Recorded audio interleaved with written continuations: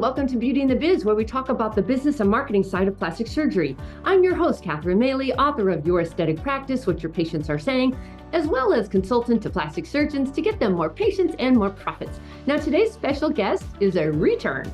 It's Dr. Victoria Givens. Now, she's a facial plastic surgeon in private practice in Austin, Texas.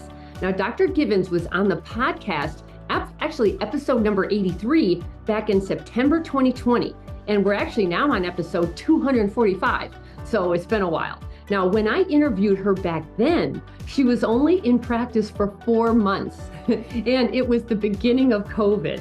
So I ran into her at a conference not too long ago, and I invited her back because I wanted to find out what had happened to her. I mean, the timing was ridiculous. And then what happened to her from 4 months now, fast forward 4 years. So Dr. Givens, welcome to Beauty and the Biz. It's a pleasure to have you back.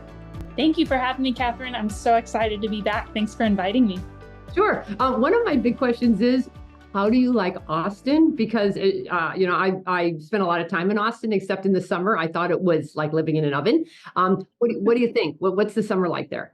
I agree with you about the living in an oven. I thought Louisiana was bad with the humidity. I thought, no, there's no way it could be worse. And man, there's less humidity, but it honestly feels like the sun's closer to you. So the summers are hot. And then we've had some interesting winters with freezes and different things. Knock on wood, we've been okay this year so far. But Austin's, I've always really liked it, but it's really grown on me in the last few years. I like the people. I like the culture. The only thing I don't love is the constant construction. Yeah. Well, everybody moved there, you know? Yeah. Texas became the place to live. There's a saying that they tell us here in California: do not buy Texas real estate with California eyes. Agree. That's a good one. I like it. Yeah. So let's go back when you were just like done with fellowship, opens up your own place in a town you don't even know. You barely spent any time there. Tell us what your initial practice setup was. My initial practice setup was take what I could get with COVID. And so that basically landed me in a building that had one office room that I could use, an office for myself, and then a room for a treatment room. And it's kind of gone from there. But, I had slim pickings. I was coming right out of fellowship.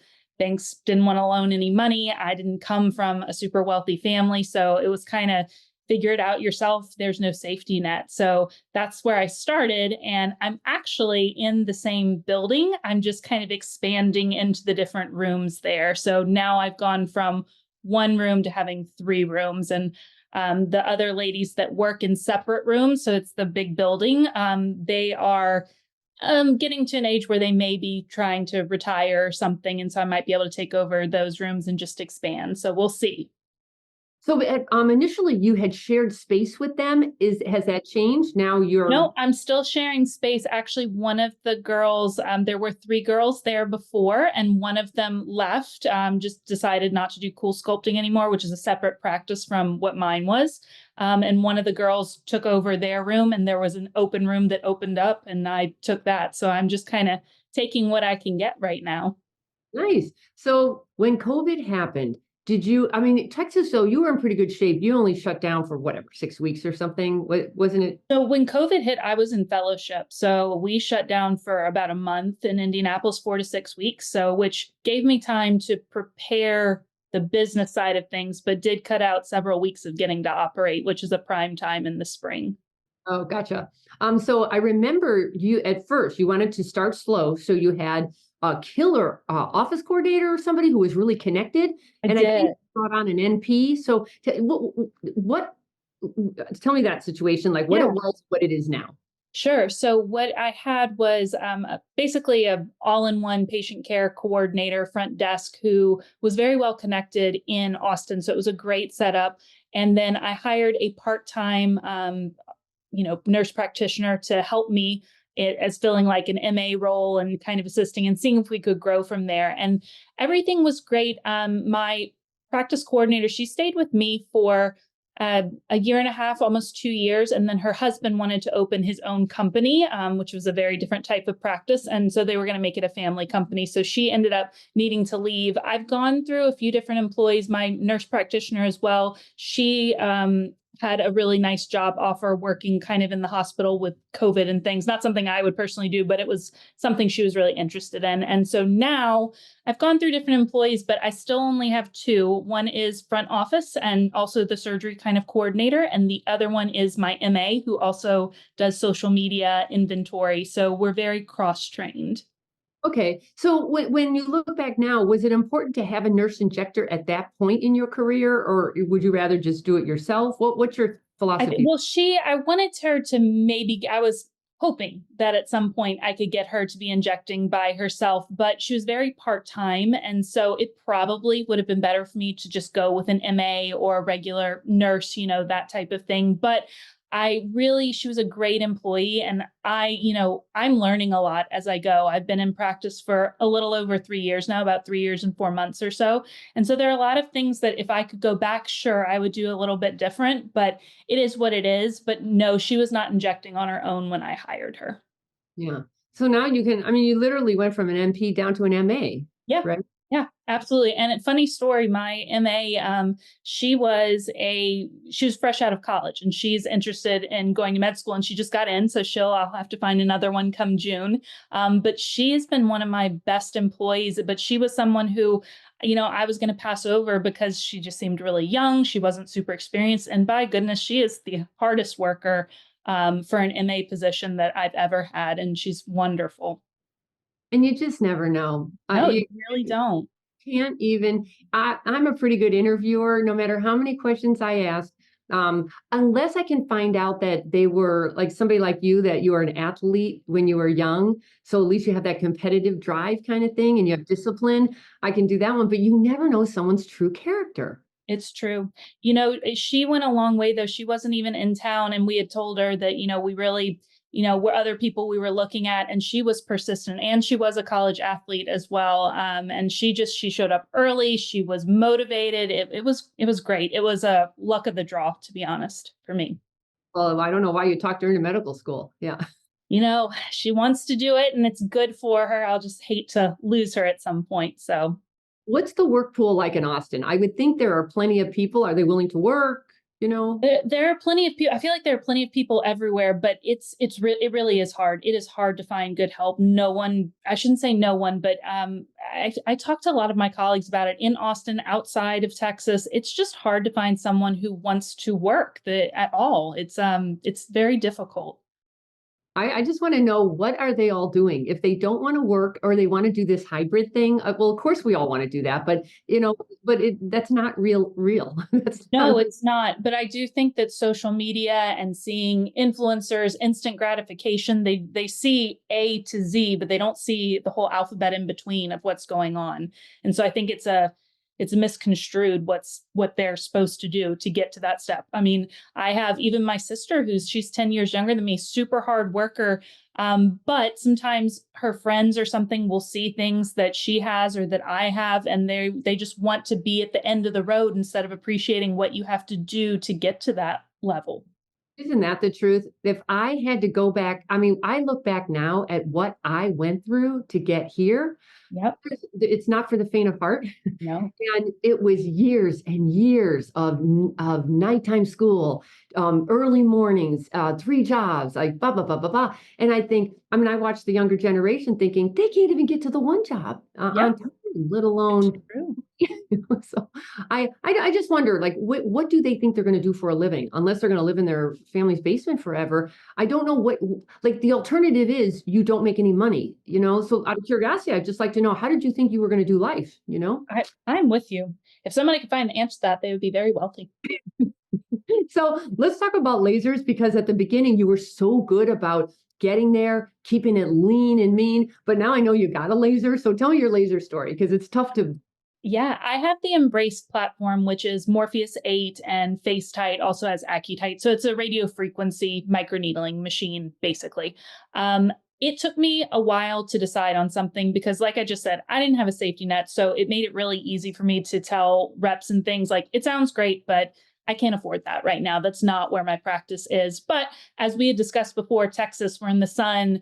There's all kinds of skin things going on. I started having a lot of clientele coming in and asking about what else could be done. And I also have had a large non-surgical group that, my regular microneedling isn't going to do it for them, but they're not always wanting a facelift right away. And they're okay with a 40% improvement, maybe 70% improvement, depending on the candidate. And having that face tight option has been really a game changer for the practice. So my rep had to work me for a while, but I eventually, I think by the end of year 2, implemented that. And it's been my only major purchase as far as a big device, but it's been well worth it for me.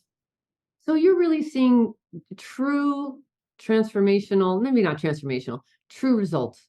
I'm seeing true results. I'm someone who doesn't sugarcoat with my patients, so I'm pretty blunt. I'm kind, but I'm very blunt, and we have real discussions about what we're actually trying to achieve and what can be done. And so I do have a lot of clients that just want improvements in their skin texture tone. They want the crepiness to improve. They want to do a face tight to where, sure, they're not going to get a 90% facelift result, but they're happy with a 40 to 70% result. And I think if you educate your patients and they understand what is going to happen, then everybody's going to come out happy on the other end. Oh, good. As in the same response, there's no problem in me telling someone I would love to offer you face type. That's a complete waste of money for you. You're going to have to come back and see me when you're ready for a facelift. So has that changed the demographic that you go after? Or because when you were starting out, you were going for the like the young 20s and then all the way up to the aging Yeah. face. With Well, that. that's one of the things I've learned too. I remember you asking me that, and just you learn things over these few years, right? I have to learn the business side of things, and it's the thing everyone talks about. You have to niche, you have to niche, you have to niche, and I agree with that. But it's really hard to niche when you're in your first year out of fellowship, and you just have no idea what your clientele want from you. And so it's taken me a while to niche down, and I'm still not fully niched, but I do like the surgical side of things, but this is something that helps drive my clientele. I've had a lot of clientele that start off with a Botox and then move on to the Morpheus. And then they're comfortable with me that they trust me to do something more advanced on them in some way or shape or form. I love the idea of starting non-surgical because a lot of people don't want to jump in completely, and they don't know you. Maybe they would jump Yes. in, but they don't know you. So let's start out easy. I like that they can still go up and down the ladder, not Right. as much as they can with body, face and body, but I mean, there's plenty. You do rhinoplasty as well, I don't you? do. I do. I offer pretty much everything. But yes, I like patients to have options. But I do have a large non-surgical, and I think that's just the building effect. I think that it starts that way. And eventually I will have mostly surgical, but why not hone in and sharpen my non-surgical skills and become really, really good at all of those and still be able to offer surgery? And then when I'm ready for that, I can pass that along maybe to someone else, another type of employee, to do those things. Right? Because are you thinking about how do you scale this thing? Are you noticing that it's kind of you? It is. I mean, if I'm not there, the business isn't making money. But I kind of subscribe to the thought process of unless I'm 70 to 80% booked, there is no reason for me to hire someone else to do it. And so, yes, I'm doing all the injections, all the Morpheus treatments, but it is what it is. Until I'm there, I'm not going to think about paying someone else to do something if I'm just sitting around doing nothing. And yes, it would be nice if I'm traveling to a conference or so to be able to make extra money, but just might not be in the cards. Honestly, this year, because I've talked at a lot of conferences over the last year or two, and I'm realizing that I think I need to pull back on that a little bit. It's been great. I enjoy the conferences. I love teaching and I love learning, but I need to be in my office most of the time if I want to really be able to start scaling this business as much as I can. Right. Some of the doctors, they know that they have staff back at home that are supposed to be making them money, but then they feel like they're not managing them. And so that you're losing sleep half the time, no matter what, Exactly. So, give me a big mistake that was made that you learned a lot from. Well, I'm sure I have several of them. I think that, which one will I pick? I think that I wouldn't say this was a mistake, but I live a little bit by determination, but also a little bit by delusion, right? I would never say it was a mistake starting my own practice, but going into it, I knew it was going to be hard, but I didn't realize how hard it was going to be. And so you just learn every year about yourself. But I would say a big mistake it didn't cost the business anything, but it was costing my personal happiness was I got almost to year 3 and I kind of looked around and said, I've done the thing. I've started the business. I've done it, but I feel really burnt out. Do I really want to keep doing this? And I think the biggest thing I realized is I had no life. If somebody were to ask me what my hobbies are, I had none because I was solely focused on the business. And I was really considering, is this for me? Because I feel like I'm exhausted all the time. And so I think that for anyone that's in that situation, they need to step back and have their own self-identity outside of the practice. I have yet to learn that. All I know is when it's your business and you're paying the bills and everyone's counting on you, I have not figured out all these people who seem to work 4 days a week and they're away a lot. I haven't figured it out. I'm glad they have, but there's nothing easy about running your own business. There's actually a saying about that. If you want to get to know yourself, there are 2 avenues: run your own business or have a health scare. Yeah. And I think, boy, haven't you learned a lot about your own personal self? Oh, 100%. 100%. How much pain you can put up with before you sit down and say, okay, I'm done. How you learn how long it takes before you snap, but then you also learn how quickly you can snap in an instant. You're like, what, how did I just freak out about that? Yeah, absolutely. Oh my God, yeah, you're singing to the choir on that one. Yeah, I've thought to myself, you know what? Let's say I stopped working at 6 o'clock at night and I took weekends off. Literally, at this stage of my life, I just like to hike, and I think, what am I going to do? Hike? That's a lot of hours to hike, And I think, well, I like to read, Yeah, but then I'll start Netflix, and that's not a good use of my time. that's So true too. Yeah, you got to figure out which things. I mean, you can trade one thing in for another, and I think it's hard for business entrepreneurs to shut things down. It's like you feel like something's wrong if you're doing nothing. And I think that's very difficult to do. yeah. I'm learning how I'm relaxing without guilt. That's my hobby. I am allowed to relax without guilt. Period. Yep, absolutely. That's my new thing in 2024. Actually, my theme is soar in 24. Huh? How about that? Oh, I like that. Soar in 24. So, any plans for growth? Because you also might be feeling you want your own OR kind of thing. You want your own freedom of surgery scheduling. So, how are you feeling about that? I definitely want to grow. I have always known that I don't need to be the biggest, baddest building in town. I've always had the saying that I just want to be able to have enough where I can pay off my debt and go and eat sushi whichever night of the week I want to. That's kind of my thought process. So I eventually would like to get there. I would like to have my own space and I would love to have even just one simple OR for myself. It would make life a lot easier, but that's going to be a little bit in the distant future for me. I mean, would they let you do that in that building?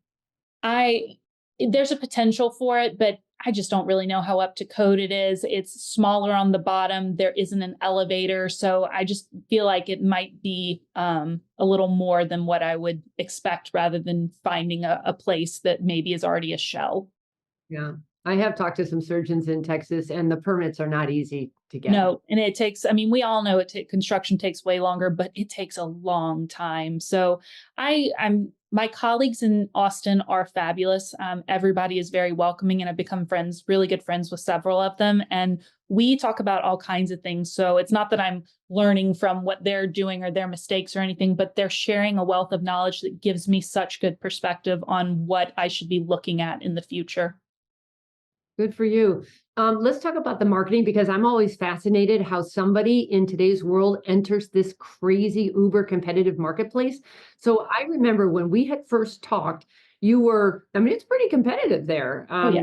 So when you were starting out, you got a really nice website and you spent some money on website and SEO. And then you were doing a couple other things like Botox, print ads, you had a commercial. So talk about that. Like, are you glad you did all of that? And was there a good ROI on it? Or do you feel like you wasted money, time, and effort? I'm glad I did everything. I don't feel like anything I did was a waste of money. I think everything served a purpose. So that commercial, when I was thinking about it, it was mainly because everyone was shut down, still kind of with COVID. Businesses were open, but everybody was working from home. So the TV was always on. And so I just wanted to get my name out and my brand.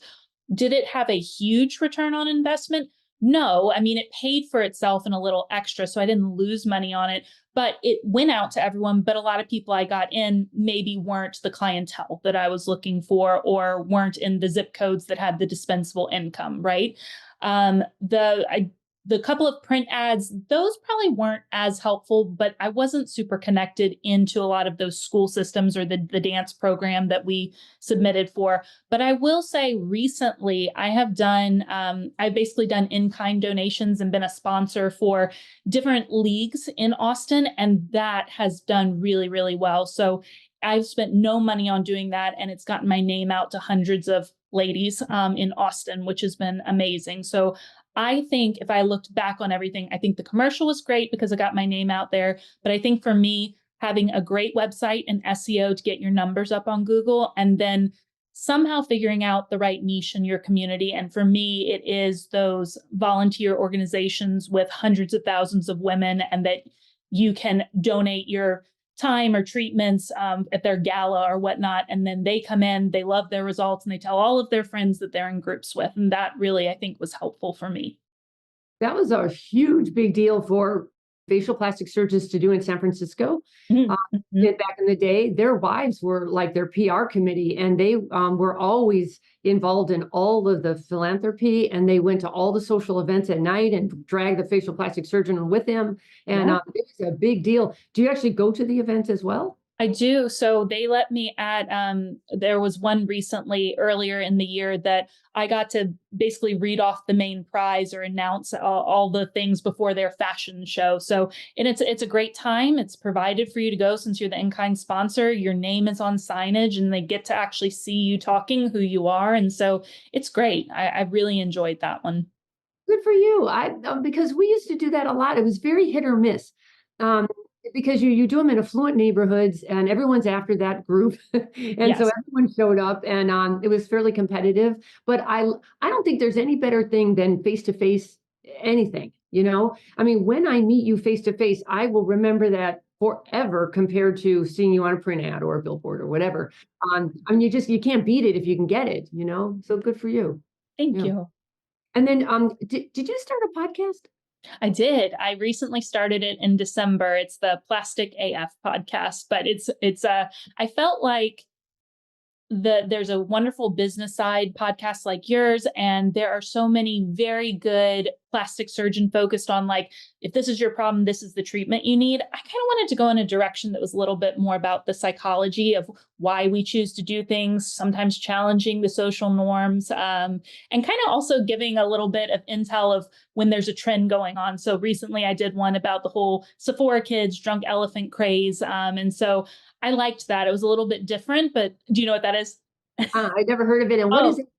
So it's basically, there's a brand of skincare called Drunk Elephant. It's been around for a while, and it's very, very popular, but kids as young as like 8 to 10 years old are going into the stores and asking for retinoid products or salicylic acid products. And so it's just been very interesting because it's become a big trend on TikTok. And so it's just something I wanted to talk about to my listeners, to explain to them what's going on, how you can kind of avoid that with your kids, why these products aren't great for kids that young unless you have a specific serious reason. So a little bit probably more what's going on and trending, and kind of debunking or letting people know what you should or should not do. Can you tell me, though, isn't the podcast called Podcast Yes, AF? it's called Plastic AF. Yes. What does that mean? Well, I don't know. Are we allowed to use explicit words on the podcast here? Sure. Oh, it's plastic as f. So basically, like, in your face, blunt, naked truths, plastic info that's going on. Wow, I did not know that. All right, Yes. and these kids, that's what social media is scrambling these little kids' heads, because if they think they have a problem now with appearance, wait till they get older when they do have real problems with appearance. That whole I thing. know. Imagine what we are conditioning these kids for. Absolutely. I don't know. But so let's talk about social media. Is that a place you go for? Is the SEO enough, or do you find that now you need social media with it as well? Yeah, I don't know if anything's enough, right? But SEO has been my major factor. But I mean, I'm number one in Austin for like earlobes and mole removals, which I composes probably at least 50% of my practice, which is great. They're easy, they're quick, patients are happy. But it's harder in a busy city where everybody is trying to get facelift, eyelid lift, all those type of things. So I think social media does have a role. I tried to amp up my social media on Instagram for the first few months towards the middle of last year. And I got a lot of followers. It's been really helpful for the practice, but it was tiring doing something every single day. And so I've really weaned that down and I'm doing that once a week. But I have actually had a decent YouTube following and I really enjoy doing it because the videos I was making, I wanted to have 3 videos of each procedure in some way on on each website page. So it made it very easy and I've gained a good following from that. And so I think you definitely need social media, but it depends on how much you want to rely on it. And I wouldn't necessarily just go to all of the social media platforms. I would pick one or two that you think are really good for your practice, focus on those, and then maybe expand because you may not have a large following on every single platform and you'll be spinning your wheels. And I think it's also really helpful to have someone who's not you helping to edit and post these things, or else you will drive yourself nuts. At least it would for me. How many hours a day or week are you spending on it? I mean, I do the podcast takes me probably 30 minutes to record, and my MA, she does all the editing. So I don't spend much time on social media. I record, I probably Mondays, I do the YouTube episode that takes me 5 minutes to do.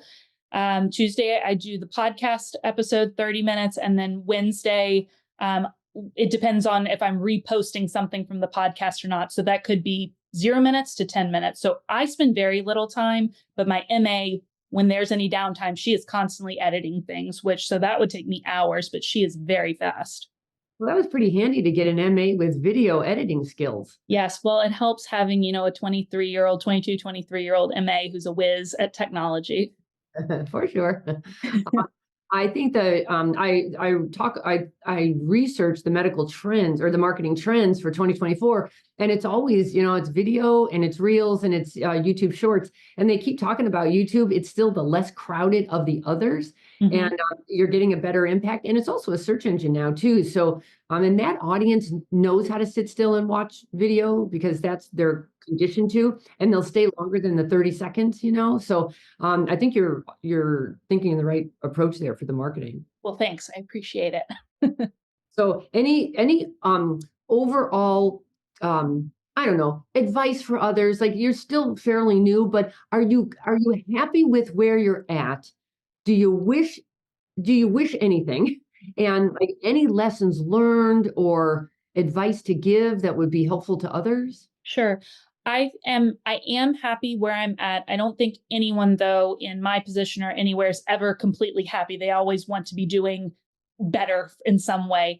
I think the biggest thing, and I've had talks with a lot of my colleagues, superiors, is that you have to give yourself time. That you can hire every marketing person you want. You can do all kinds of social media. And yeah, maybe there is 1 in 1,000 that they become the viral person for Instagram or the viral person for YouTube or the number one in Google for whatever. But I think we have to understand, just like on social media, just because you're an influencer and you see that person with 500,000 followers, that doesn't mean that happened overnight for them. And it doesn't mean that's going to happen for you overnight. And so I think one of the hardest things for me is I thought at year 3, I am going to be perfectly where I want. I'm going to be as busy as possible.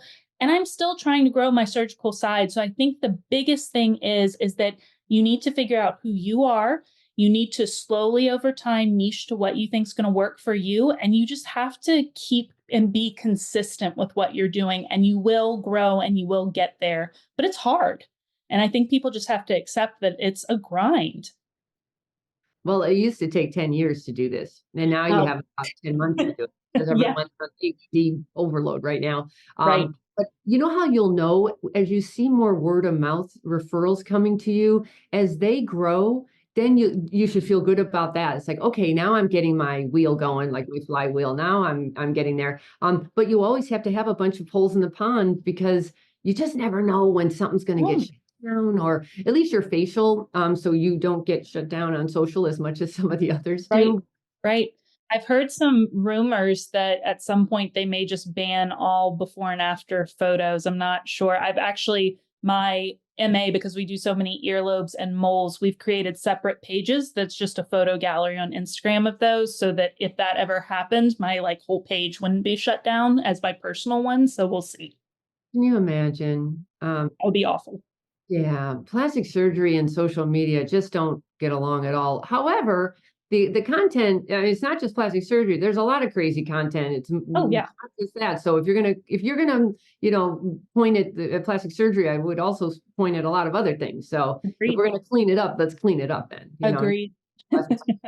Yeah. So really that's about it. I'm just so glad and thrilled for you. I just thought, boy, you had some guts to move to a new city and just, open up shop and say, here I am. And it's worked out for you beautifully. And I'm so glad for you. And it does take a minute to do this, you know. Absolutely. Well, I mean, I have learned a lot. I have come a long way, but that's why, yes, I mean, looking back now, I am glad I did it, but you also sit back in hindsight and say, I can't believe I did that. Right. And so that's why I say I operate off of like, you're a certain percent delusional and a certain percent determined. And I sometimes am an 80-20. So, and I think you need both of those to be able to succeed. You have to believe that you can do it no matter what the odds are. And I will say that I've had a great support group, but I can also say for every major decision I've made in my life, I have had people that I respect and people that, don't always want the best for me telling me that, oh, you can't do that. And so I think when you hear that enough times, yet you still are able to do those things, you kind of accept that delusional aspect and realize, well, I'm going to do it. What's the worst that's going to happen? It'll fail. Okay, then I have to figure something else out. But I think it can be scary sometimes for people. I love when people tell me I can't do something. Mhm. There's no better fuel for me. I think, really? I love Yes. walking. Yeah. I get a lot out of that. And you have to have so much self-determination. And a lot of naivete is certainly helpful when you're new. Oh, Otherwise, yeah. you wouldn't do it. If you knew it was that difficult, you just wouldn't do it. So That's I so true. love just going for it, and do it when you're young and healthy and life hasn't beaten you down yet. You Yes, know? exactly right. Yeah, so anyway, on that depressing note, Dr. Gibbons, it's just an absolute pleasure. I can't wait to see you at the next meeting. And if anyone wanted to get a hold of you, I know your website is givensmd.com. Is there any other way they can get a hold of you? All my social medias are at Dr. Victoria Givens, and then my podcast is just Plastic AF on all the major channels. Just a little note about that podcast. Just so you know, that's a lot of content. Pumping that out, Yes. that is not for the faint of heart either. You have to come up with, I would highly recommend you come up with consumer guests, and Oh, let yeah. them help you with the content, because you'll quickly think, oh my God, I have to come up with something else to talk about. And it's amazing how many words you need to fill in like a 30-minute podcast. So Sure. it's, yeah. Absolutely. Hey, I appreciate all of the advice. You're a master at what you do. So I will definitely keep that in mind. I will say there seems to always be something trending in the beauty world. So it has helped me the last few weeks, but absolutely creating content can be very difficult And time consuming. Yeah. and consuming. All right, everyone. Thank you so much. That's going to wrap it up for us today. If you like this, please do me a favor and give us a good review and subscribe to Beauty in the Biz so you don't miss any episodes. And if you have any questions or comments for me, please leave them on my website at catherinemaley.com, or you can certainly DM me on Instagram at catherinemaley.mba. Thanks so much, and we'll talk again soon. The fastest way to success is to model other successful surgeons who have what you want, but you can only see their results, not the path they took to get there. So you continue to jump from one thing to another, hoping to find something that will work for you too. But it rarely does. So try this shortcut instead. It's guaranteed to move you forward. I compiled my intellectual property to grow cosmetic revenues, everything I've gleaned over the years, into one playbook of the most successful practices and what they do to win. Go to cosmeticpracticevault.com and let's grow your cosmetic revenues.